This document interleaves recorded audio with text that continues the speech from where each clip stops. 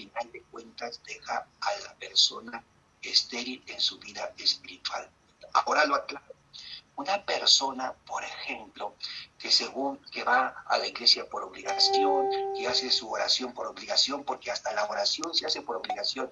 Es la mañana, hay que hacer la oración de la mañana. Es la tarde, hay que hacer la oración de la tarde. Es la noche, hay que hacer la oración de la noche. Es la hora de la cadena de oración, pues hay que hacer la hora de la cadena de oración. Es la hora del rosario, pues hay que hacer el rosario.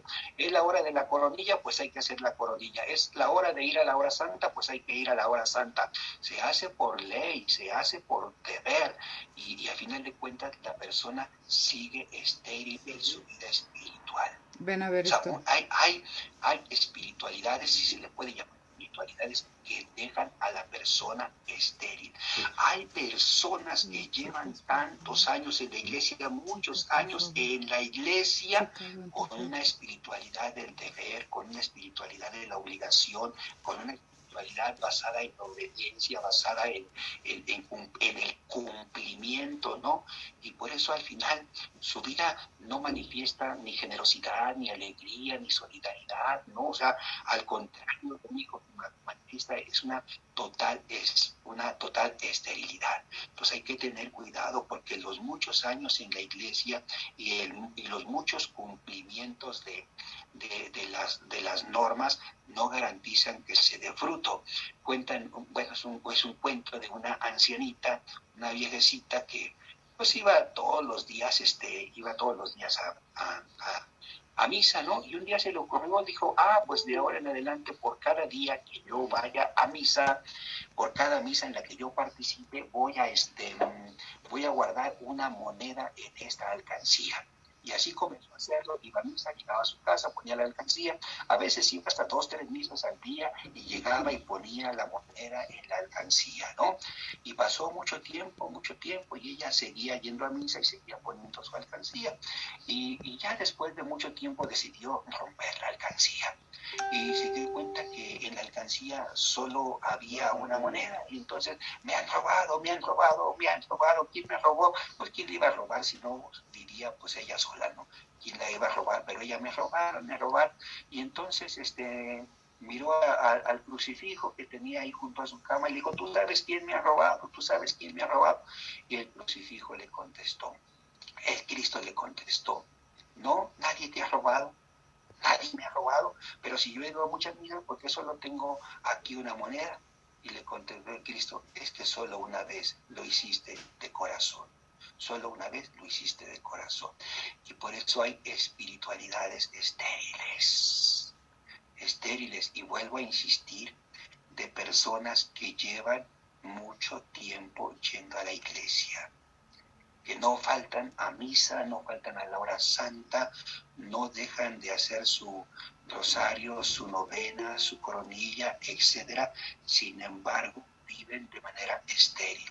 Bueno, se dice que Zacarías y que Isabel eran hombres cumplidores de la ley, hombres justos cumplidores de la ley. Sin embargo, queda claro que eran estériles. Y ese es el sentido, y ese es el significado. No voy a ahondar más. Si a alguien le interesa descubrir por qué digo yo aquí que Zacarías e Isabel representan a la antigua alianza que ha producido solo esterilidad, bueno, yo tengo por ahí, perdón, comercial, tengo por ahí algún video donde yo explico a esto, por si a alguien le interesa ahondar, ¿no? Bueno, ahora nos encontramos con otra cosa aquí. Por ejemplo, el mismo San Lucas, ¿no? Que es el evangelista, por ejemplo, que más habla dijéramos, el evangelista con un poco más espiritual en ese sentido, y que habla un poco más de la oración o de esos temas. Tenemos un pasaje que nosotros no hemos logrado entender, es más, hemos malinterpretado, y que se sigue predicando de la misma forma hasta el día de hoy, que es el pasaje de Marta y María. En el pasaje de Marta y María, que nosotros hemos malinterpretado, decimos que Marta representa la acción en la iglesia, que Marta representa el quehacer pastoral en la iglesia, la vida activa en la iglesia. Eso no es cierto, eso no es verdad. Eso no se conocía en ese tiempo. Y también dicen que María representa la contemplación, la oración. Y como Jesús privilegia a María, que entonces Jesús prefiere la oración y la contemplación a la acción. Esto es lo que normalmente decimos. Yo me pregunto, ¿y eso es verdad? No, yo no creo que la cosa vaya por ahí. ¿Y por qué? Porque si eso fuera verdad, pues si fuera verdad que Jesús privilegia lo que llamamos oración y lo que llamamos contemplación sobre la acción pastoral o sobre la actividad pastoral, entonces nosotros descubriríamos en los evangelios a un Jesús todo el tiempo orando, o por lo menos la mayor parte de su vida orando. Sin embargo, cuando uno es atento a los evangelios, descubre que en realidad en todos los evangelios, en los 4 evangelios, Jesús aparece más actuando que orando. Si tú quieres hacer el ejercicio, haz el ejercicio, porque nos han dicho que Jesús oraba siempre. Y nosotros, como nos lo dijo el cura, nos lo dijo la monjita, la catequista, la mamá, pues nosotros creemos que es así, porque si lo dice el cura, si lo dice el obispo, si lo dice mamá, pues así ha de ser. Pero no creemos a ver si eso es cierto en los evangelios. Yo ya fui y revisé evangelio por evangelio, y las veces que Jesús aparece orando en contraposición con las veces que Jesús aparece en actividad, predicando, sanando, etcétera, pues las veces que Jesús ora son poquísimas. Por lo menos las que están en el Evangelio son poquísimas. ¿Dónde está el problema? Que nosotros hemos separado la acción de la oración, y también queremos llevar esas cosas como por 2 caminos, cuando el Evangelio no conoce los caminos. Para el Evangelio no hay la oración por acá y la actividad para allá. Cuando para Jesús no hay la oración por un lado y la acción por otro lado. No, en Jesús las 2 cosas se viven al mismo tiempo. Toda oración de Jesús es una acción, y toda acción de Jesús es una oración. Esto yo te lo digo, pero no creas que esto es lo que comúnmente se dice, no, lo que más bien se busca es tratar de ver cómo se pega la oración con la acción, pero como si fueran o siguieran siendo 2 cosas diferentes, ¿no? Pero la verdad es que en el Evangelio toda acción de Jesús es una oración, y toda oración de Jesús es una acción. E incluso, como yo te decía ya hace un momento, por eso toda acción de Jesús es un culto a Papá Dios. Toda oración de Jesús es un culto a Papá Dios, y así tendría que ser en nuestra vida si queremos una auténtica espiritualidad, que no llevemos la oración por acá y la acción por allá, sino que ya sea que oremos, ya sea que actuemos, sepamos que estamos dando ese culto agradable a Dios.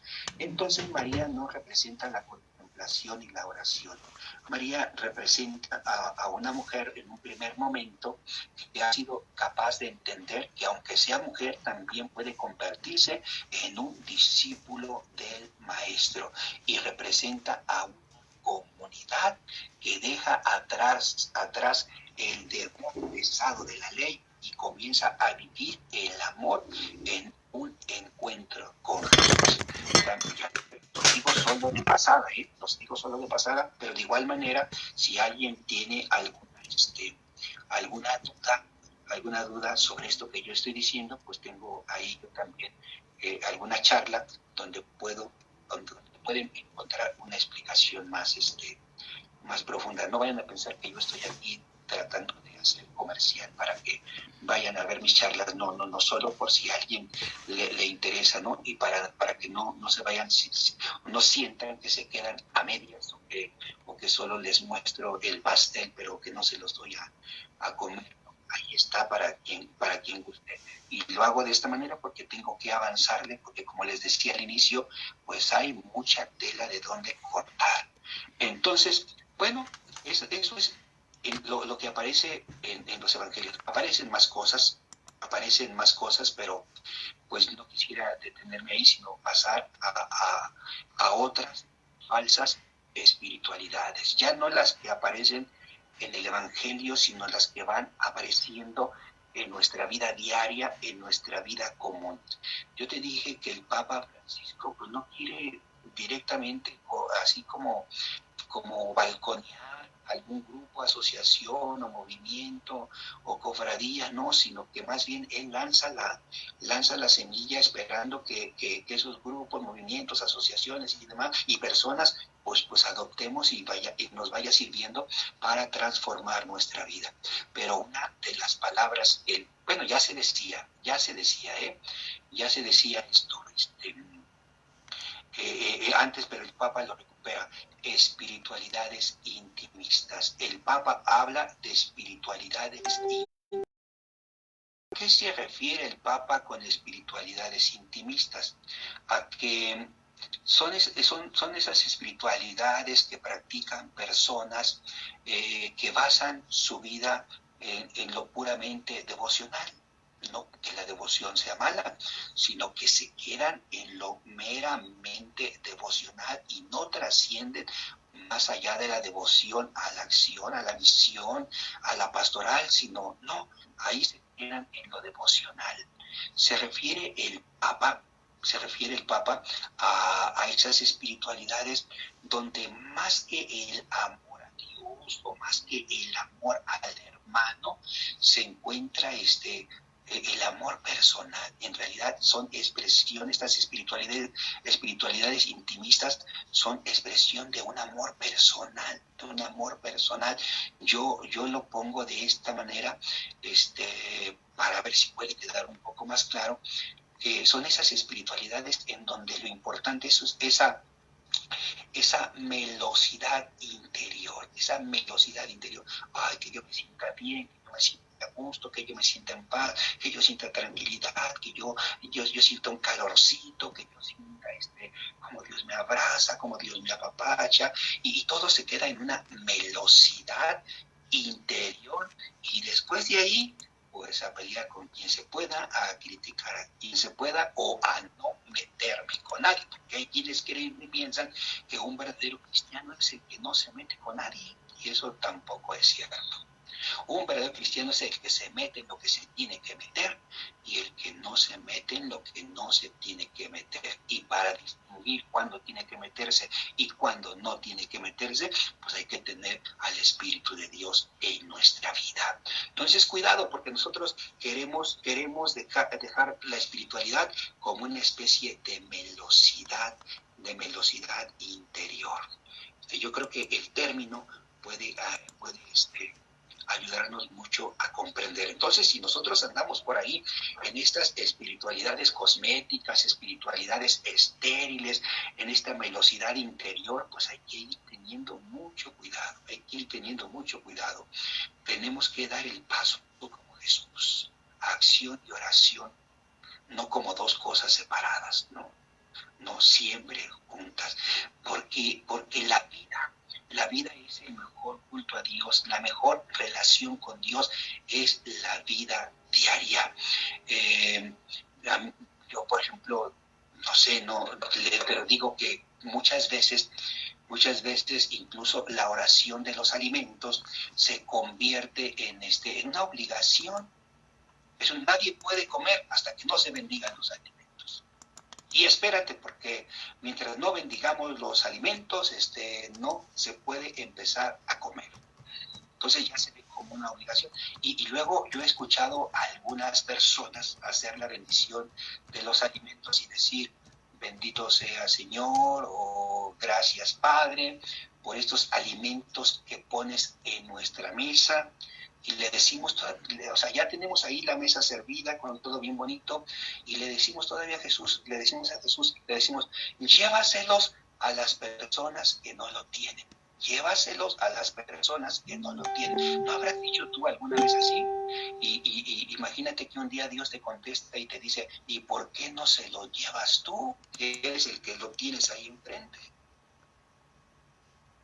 Porque queremos que Jesús le lleve pan a los que no tienen hambre. ¿Y por qué no se lo llevas tú? Que eres el que lo tienes ahí enfrente. Imagínate tú lista y preparada para saborear ese rico platillo que tienes ahí enfrente y le dices a Jesús, gracias por estos alimentos, y llévaselo y cierras tus ojos y le dices, llévaselo al que no lo tiene. ¿Y qué tal que cuando los abres ya no está tu plato ahí? Oye Jesús, ¿y qué pasó? Se lo llevé al que no tenía. ¿Ves? A veces nuestra oración no es consciente, porque por eso nuestra espiritualidad no da frutos, por eso nuestra espiritualidad no, no es como debiera ser, porque a veces no lo vamos haciendo consciente, repetimos las cosas, o vuelvo a insistir, lo hacemos por obligación, o lo hacemos por costumbre. Y bueno, si esa oración, por ejemplo, para bendecir los alimentos, la haces con todo el corazón, esa es una bellísima oración. Pero si al mismo tiempo, cuando tú le das la mordida, pues, perdón esta expresión, pues le vas a dar la mordida al taco y los saboreas, qué rico está esto, eso también es oración, ¿por qué no?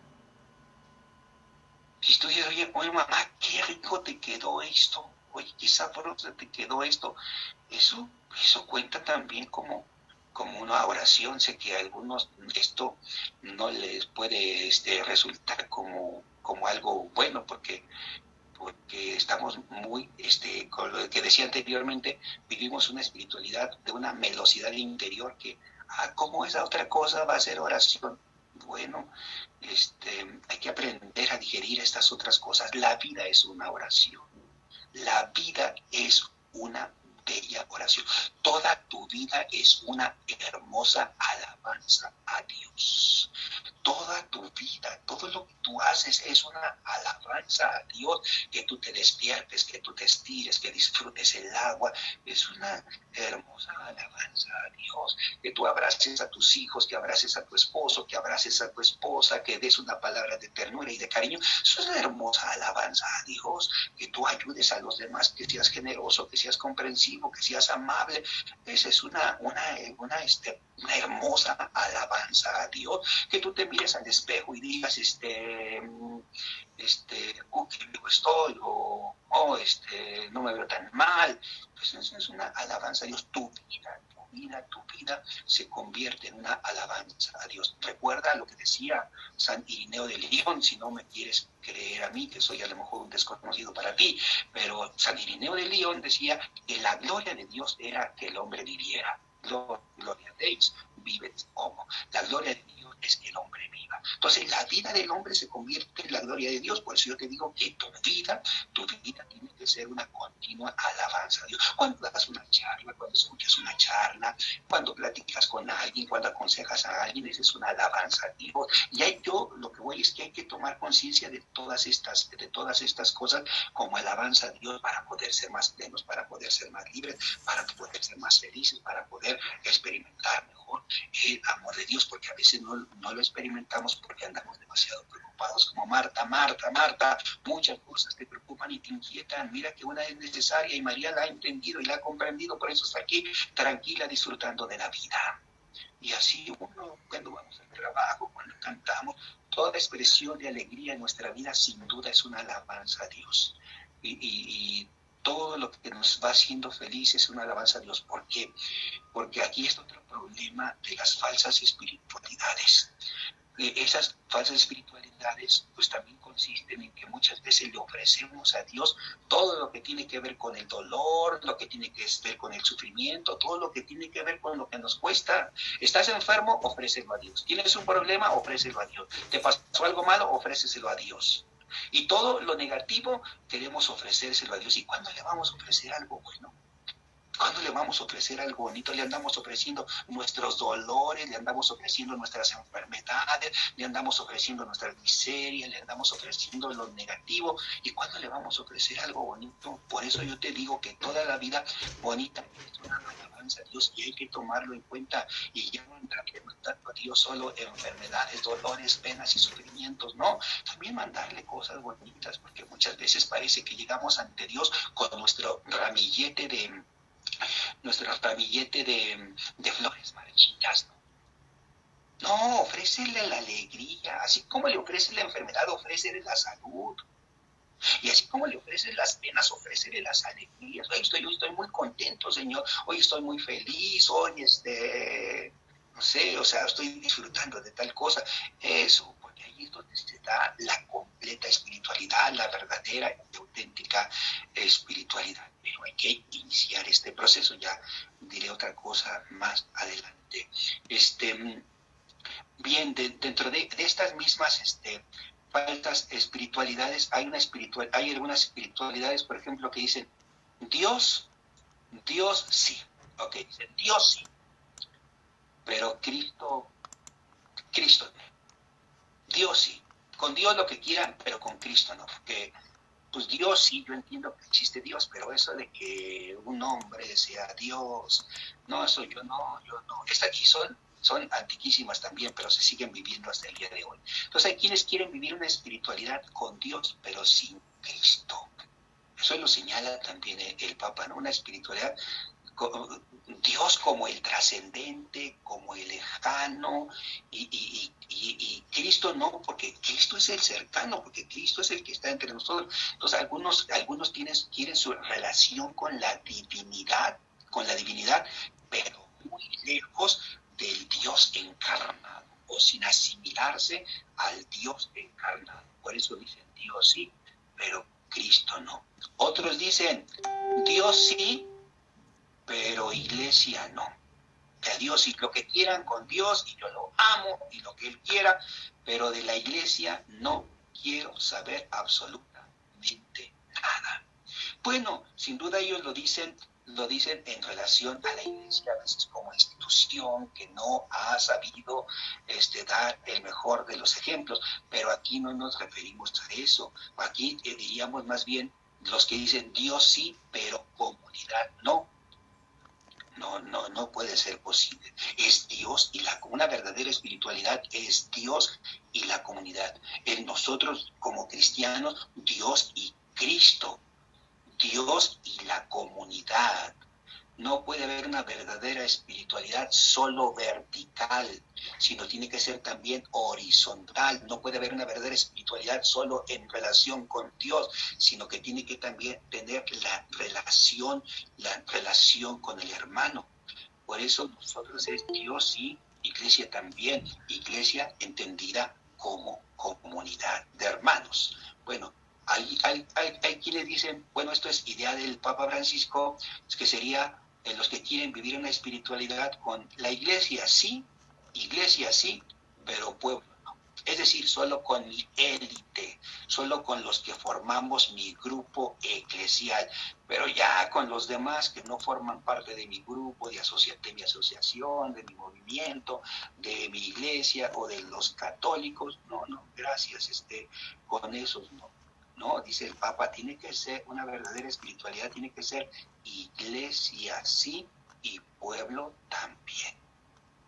Es decir, que nuestro servicio, nuestro amor, nuestra entrega, nuestra solidaridad, nuestra generosidad, nuestra amabilidad, tiene que trascender las fronteras de la iglesia y las fronteras del cristianismo, de una verdadera espiritualidad. Bueno, no eres cristiano, pero te ayudo.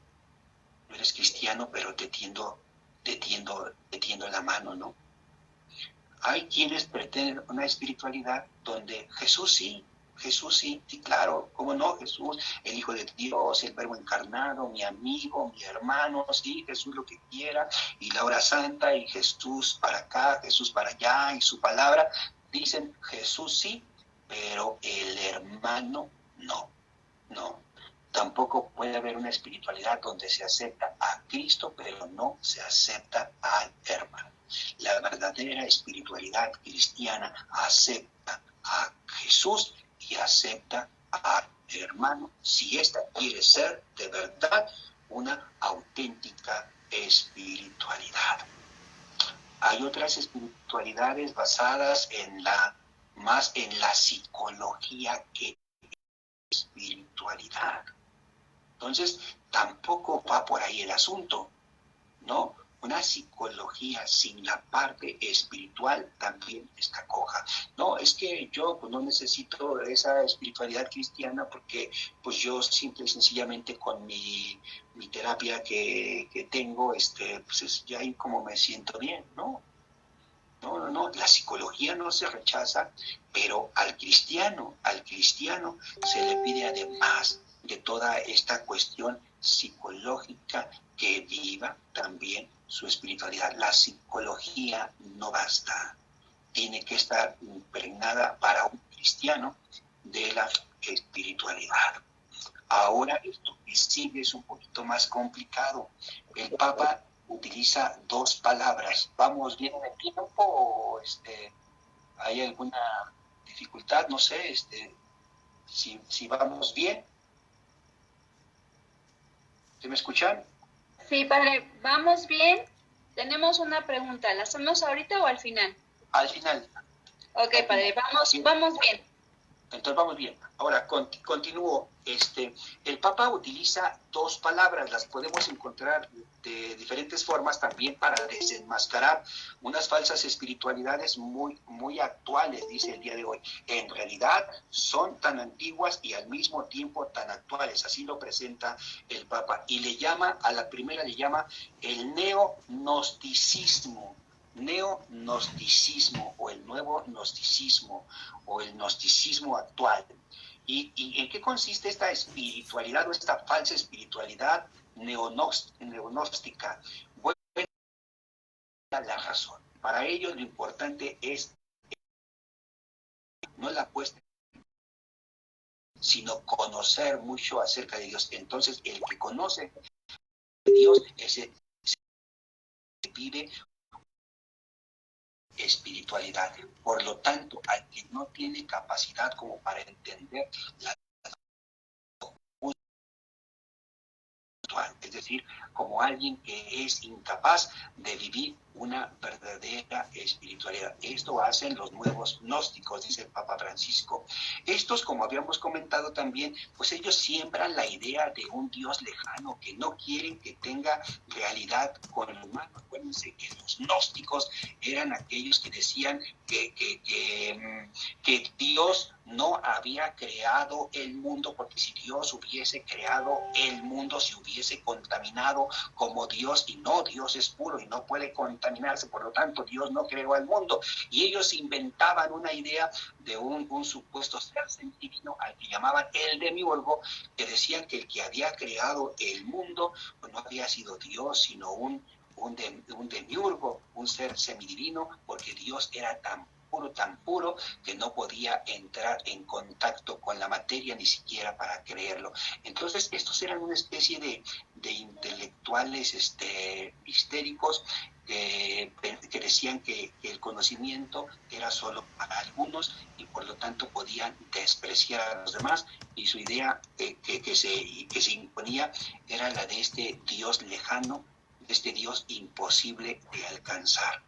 Estos no miran al hombre, no miran al prójimo, reducen su enseñanza o su espiritualidad a una lógica fría, una lógica dura, dado que buscan ellos dominarlo todo.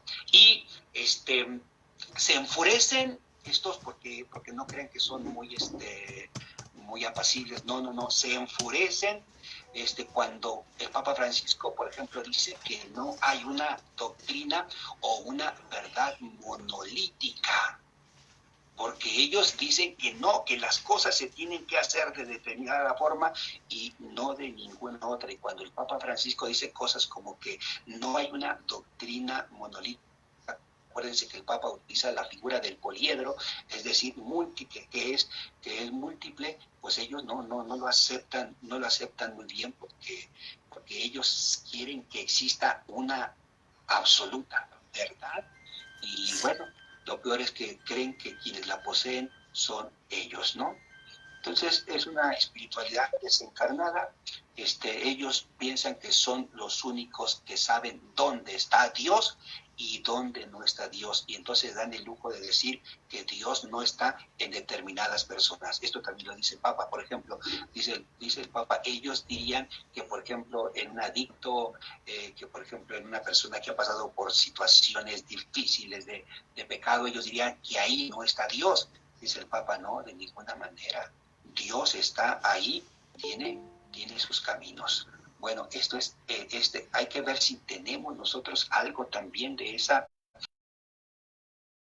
espiritualidad, sintiéndonos superiores a los demás por lo que ya conocemos, como un Dios distante. Lo dejo en claro aquí, no hay una verdadera espiritualidad mientras se siga pensando que Dios es un Dios lejano, no hay una espiritualidad cristiana mientras se siga pensando en un Dios lejano, no hay una espiritualidad evangélica mientras se siga pensando en un Dios lejano. Esto ¿por qué lo digo? Porque precisamente lo que viene a hacer Jesús es a mostrarnos a un Dios cercano. Entonces el que se empeña en alejar a Dios cada vez más, pues está traicionando el proyecto de Jesús. Bueno, otra falsa espiritualidad de la que habla el Papa Francisco es el neopelagianismo o semipelagianismo. ¿Qué pasaba con Pelagio? Pelagio era un monje, me parece, era un monje que decía que no era necesaria la gracia, ¿no? Para ser una persona buena y para salvarse no era necesaria la gracia. Había que fortalecer, decía él, la voluntad. Había que fortalecer la voluntad y en el fortalecimiento de la voluntad es como una persona se sentiría realmente salvado. Entonces no es que Dios me salve, es que yo tengo la fuerza suficiente, la voluntad suficiente para poder ser una persona buena y entonces salvarme, ¿no? Bueno, ese es el semipelagianismo, entre otras cosas como ignoran que no todos pueden todo, ¿no? Que no todos tienen esa fuerza de voluntad que ellos creen tener. Y cuando alguien es débil de voluntad por cualquier circunstancia o motivo, pues también se dan el lujo de rechazarlo. Se sienten dominadores de su conducta y son buenos a fuerzas, no son buenos por su bondad, sino son buenos a fuerzas. Se sienten, dice el Papa Francisco, inquebrantablemente fieles, pero no al catolicismo en general, sino a cierto tipo de catolicismo, y están obsesionados por la ley y dice el Papa una crítica muy fuerte, que ya habíamos mencionado, dice que esta espiritualidad de los neopelagianos que podemos vivir se basa en una autocomplacencia egocentrista y elitista privada del verdadero amor. También ellos se sienten especiales y rechazan a los demás. Bueno, voy a terminar, porque hay mil cosas más aquí, pero quiero mejor pasarme ya finalmente a algunos puntos. Hay más, solo mencionaré algunos que hablan de una auténtica espiritualidad. Ya vimos muchos rasgos de las falsas espiritualidades. Nosotros a lo que queremos llegar es a una auténtica espiritualidad. ¿Cómo podemos descubrir que vamos viviendo una sana espiritualidad, una auténtica espiritualidad? Primero, una sana espiritualidad se sabe que está en camino y está en construcción. En camino y en construcción. No es que yo ya soy el gran hombre espiritual, la gran mujer espiritual, el gran dirigente espiritual. No es que yo ya alcancé la plenitud espiritual. No, estoy en camino y estoy en construcción.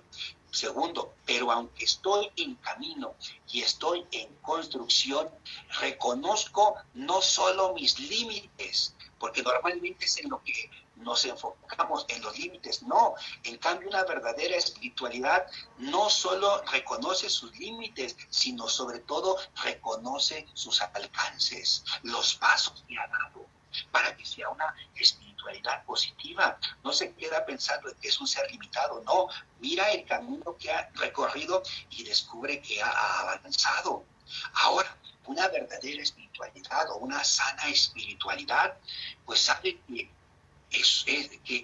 esta espiritualidad se vive en un humano y que ese humano está llamado en todas las circunstancias de la vida a hacer lo humanamente posible, todo lo que le corresponde. De hecho, nosotros no debiéramos atrevernos a pedirle algo a Dios si no hemos hecho todo lo humanamente posible que nos correspondía. Y muchas veces le andamos pidiendo a Dios sin haber hecho lo que nos corresponde a nosotros. Bueno, una verdadera, auténtica espiritualidad, pues sabe que como persona tiene que hacer todo lo humanamente posible, todo lo que humanamente esté en sus manos. Y bueno, como él sabe que humanamente ya hizo todo, entonces ahora confía en Dios y en la gracia. Y sabe que necesita de la gracia. Ya hice, Señor, todo lo que yo pude, ya intenté todo lo que yo pude, ahora pues ya lo que sigue, yo ya no lo puedo, te toca a ti. Yo ya hice lo que me tocaba a mí. Ahora Jesús, ahora Padre, ahora Espíritu Santo, pues te toca lo siguiente a ti, porque yo ya hice todo lo que me tocaba. Y lo que venga de ahí para acá, confiaré en que es bueno, ¿Qué más, qué otras características se dan en la auténtica espiritualidad? Bueno, la auténtica espiritualidad reconoce que Dios está presente, normalmente se dice en medio de la miseria humana. Yo quiero cambiar la palabra miseria humana y mejor decir fragilidad humana.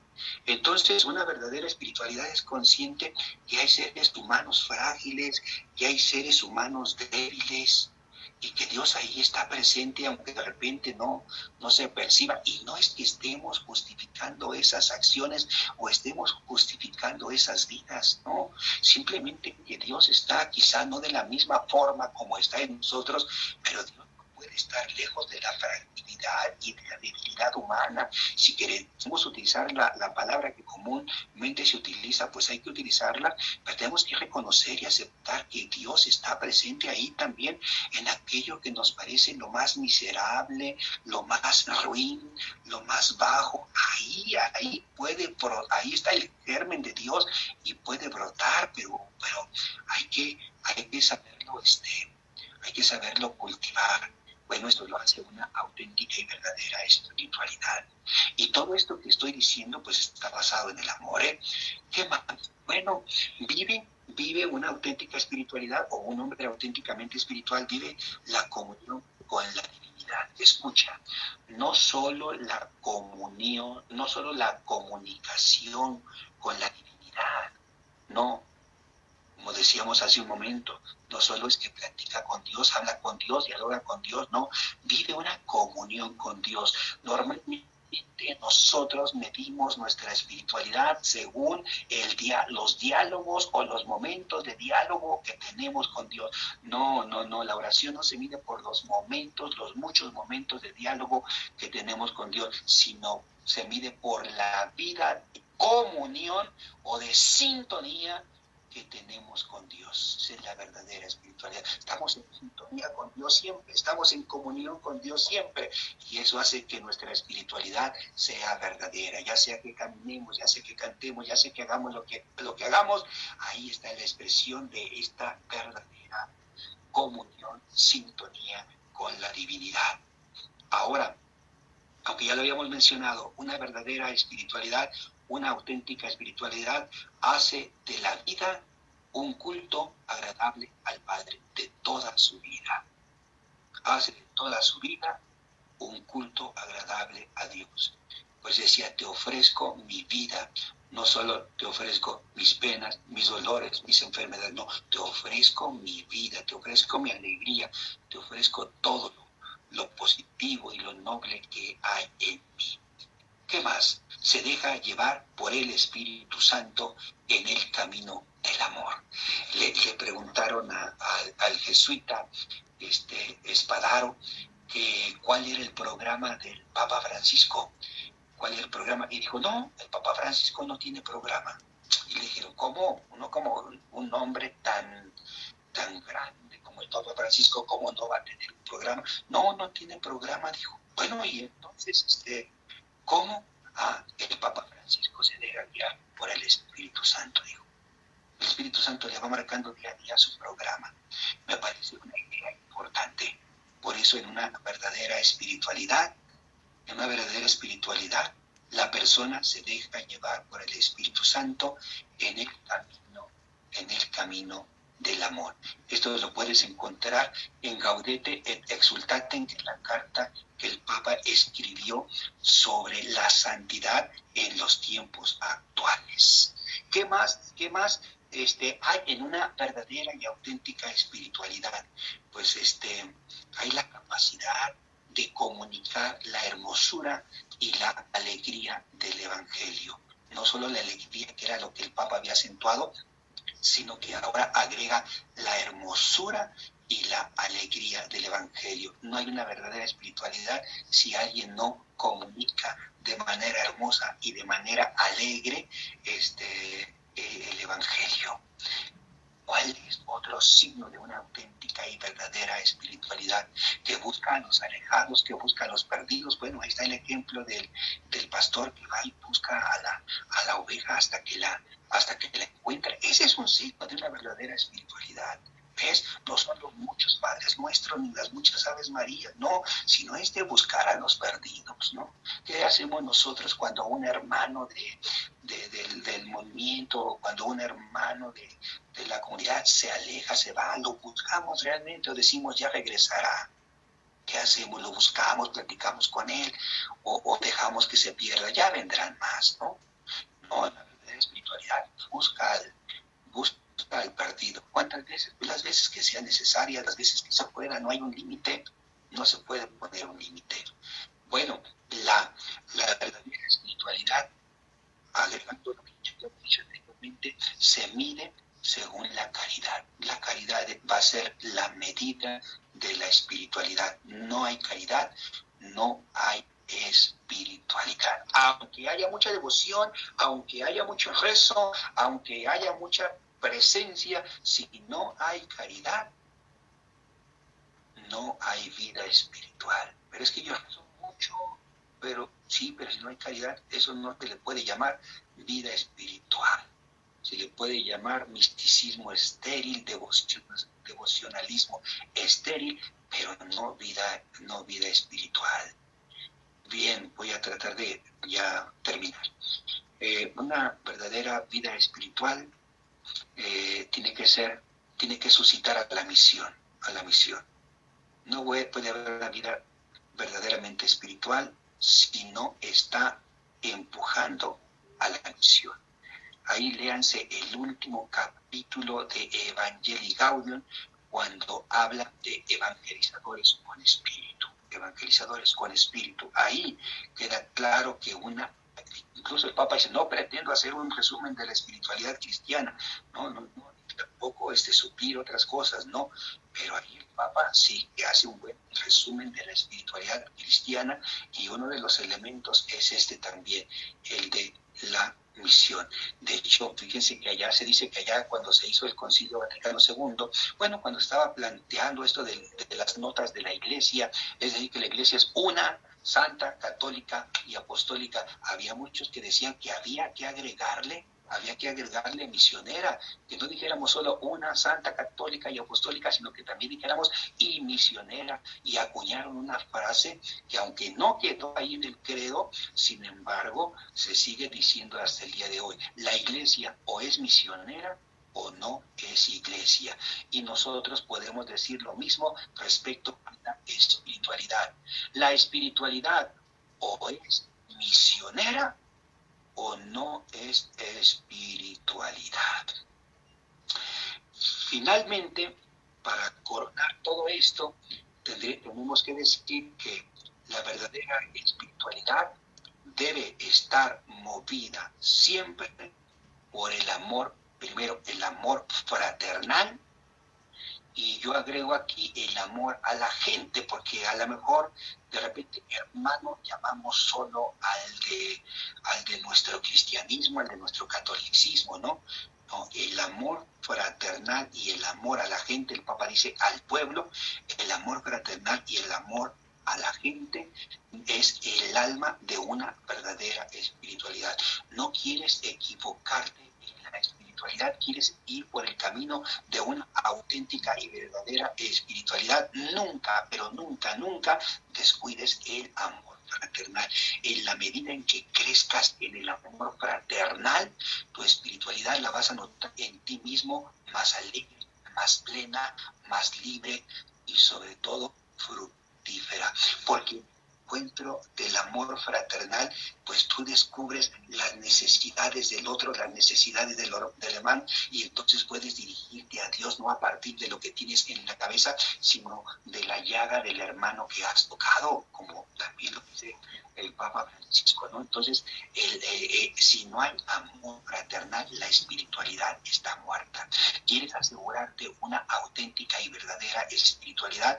Tengo principal el amor fraternal, el amor al prójimo, porque puede haber mucha devoción, vuelvo a insistir, muchos rosarios, muchas misas, muchas horas santas, etcétera, etcétera, etcétera, pero si no está el amor fraternal, si no está puesto en la vida el mandamiento nuevo del amor, entonces tu espiritualidad va a ser estéril como la de Zacarías y como la de Isabel. Si no hay amor fraternal y te ven rezando ahí, pues va a ser una espiritualidad como la de los fariseos, una espiritualidad cosmética, etcétera, ¿no? Y para eso, pues lo que decíamos, está el ejemplo de la parábola del samaritano compasivo, que fue capaz de bajarse de su cabalgadura y todo lo que nosotros conocemos para practicar el amor fraterno. Sin duda, fue más espiritual, aunque era un samaritano, fue más espiritual el famoso buen samaritano, el sacerdote y el levita, que eran profesionales de la religión. Bueno, pues para no cansarlos más, yo le dejaría hasta ahí. Espero no haberlos dormido, porque como ahora no puede uno ver los rostros, no puede uno ver las caras, pues no sabe quién se está echando un coyotito por ahí, pero espero que hayan estado despiertos y no sé si hayamos grabado la charla, por si alguien de repente se nos despistó, pueden regresar y revisarla. Bueno, no sé si haya alguna pregunta, algún comentario. Padre, sí, mire, tenemos una pregunta, nos pregunta un hermano, dice, no me queda claro el por qué Isabel y Zacarías representan la oración estéril. No sé si nos quisiera comentar un poco más acerca de esto. Bien, voy a hacerlo breve y vuelvo a insistir que si alguien, puedo hacerles llegar una reflexión ya más grande, ¿no? Sí, porque María es la joven fecunda, la joven fructífera. Y entonces en el Evangelio de San Lucas se hace un paralelismo y una contraposición entre Zacarías e Isabel y María. Y entonces los dos son, Zacarías e Isabel son dos perfectos cumplidores de las leyes del Antiguo Testamento. Sin embargo, son estériles. Zacarías e Isabel representan a los judíos, al pueblo judío, a la comunidad judía que practicaba la religión, movidos por cumplir normas, por cumplir leyes. Y entonces eso no produce sino esterilidad.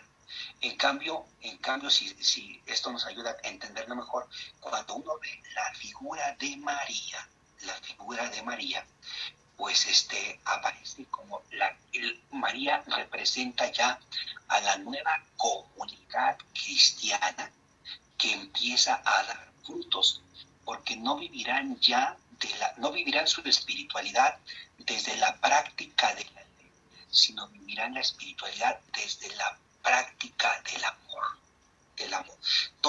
Toda espiritualidad basada en obligación o que se hace por obligación termina siendo estéril. Toda espiritualidad basada en el amor termina produciendo frutos. Así es como se explica, pero si la persona desea, yo puedo hacerles llegar, desea conocer, profundizar un poco más, puedo hacerles llegar un video un poquito más largo. Muchas gracias, padre. Mire, tenemos también otra pregunta. Nos comenta por ahí que si pudiera repetir nuevamente las falsas espiritualidades para anotarlas, ¿no? Hablaba del neopelagianismo, del el gnosticismo y no sé, bueno, aquí alguna otra que pudiera faltar para que pudiera escribirla en el apunte, por favor. Mira, podemos hablar de espiritualidades intimistas, ¿sí? Todo es un conjunto, ¿no? Espiritualidades intimistas, la espiritualidad farisea, espiritualidad cosmética, espiritualidad estéril, y bueno, ya decía otras más, pero yo creo que en eso. Y no sé, igual podría hacerles llegar el esquema para que ustedes lo pudieran compartir pues vía correo con las mismas personas. ¿Sí? Sí, muchísimas gracias. Yo creo que con eso también es muy bueno, más que suficiente. También, bueno, se despide el padre Eliel, dice, nos ha ilustrado a todos y bueno, lamentablemente tiene una reunión, pero le encantó y le agradece mucho haber estado con nosotros esta noche, igual que todos nosotros, padre. Saludos y bendiciones para él y para todos. Muchas gracias, padre. Muchas gracias, hermanos. Dulce, ¿tenemos preguntas o dudas por Facebook? Hola, buenas noches. Bueno, saludando también al padre José Manuel, le agradecemos muchísimo. Tuvimos un problema en cuanto a la parte técnica. Quisimos hacer la transmisión vía Facebook, como ya se ha intentado en otras ocasiones, y nos falló completamente esta retransmisión. Tuvimos que hacerlo, o sea, aquí se ve la tablet con la que estamos transmitiendo en este momento. Entonces, tuvimos que retransmitir desde la videoconferencia a través de la tablet. No alcanzamos a transmitirla toda, yo creo que fue un poquito más de la mitad. En el Google Meet tuvimos 100 personas, hasta 100 personas estuvieron dentro de la conferencia, y en Facebook tuvimos hasta 20 personas. En Facebook solamente nos comentan que pues muy enriquecedora, pues que están presentes de la zona 4 de Atizapán. Entonces pues le mandan también acá saludos en la gente que estuvo en Facebook. No tenemos preguntas, pero bueno, ya nada más para comentarles que sí quedó una parte grabada, sí está en Facebook, pero no está completa, lamentablemente, y nos da mucha pena decirlos, no está completa porque pues hoy nos falló la tecnología. Muchas gracias, Dulce. Es parte de hacerlo en vivo, ¿verdad? Y a todo color. Padre, pues... Sí, es correcto. La tecnología no tiene palabra de honor. Muchas gracias. Padre José Manuel, muchísimas gracias por habernos acompañado. Esperamos que no sea ni la primera ni la última vez. Esta es su casa y estamos para servirle. ¿Y quiere decir algo, padre? Pues solo muchísimas gracias por la invitación, y sí, de verdad, si alguien quiere profundizar, yo tengo un canal de YouTube con mi nombre, Padre José Manuel Valderas Guzmán, y ahí pueden encontrar comentarios al Evangelio de Mateo, Marcos, Lucas y Juan, que les pueden ser muy enriquecedores. Y si me permiten, pues les doy la bendición, aun cuando ustedes vayan a continuar todavía. ¿Les parece? Sí, padre. Gracias, sí, padre. Muchísimas gracias. ¿Nos da la bendición? El Señor está con ustedes. Y con tu La espíritu. bendición de Dios misericordioso, Padre, Hijo y Espíritu Santo, descienda sobre ustedes y les acompañe siempre. Amén. Amén. Pues muchas gracias y bendiciones para todos. Igualmente, padre, igualmente. Gracias. Buenas noches.